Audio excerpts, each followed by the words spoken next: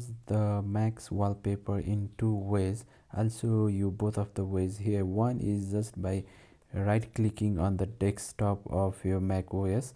So when you right click on the desktop, you'll see change desktop background here, which will take us to this wallpaper page. So also you can also go to system preferences and go to desktop and screensaver, which will also take us to the same page. So here are different pictures which are already available from Apple for us to use. So you can just click on any pictures to use as a wallpaper.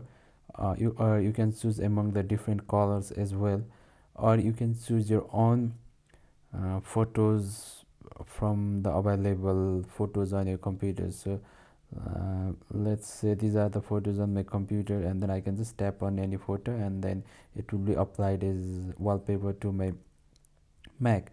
Also, I can ask the Mac OS to change the pictures every 30 seconds by just clicking this button here.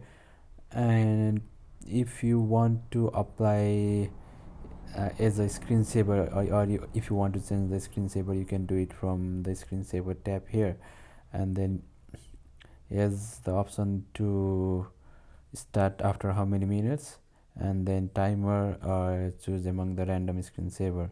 This is it. Thanks for watching. Have a great day.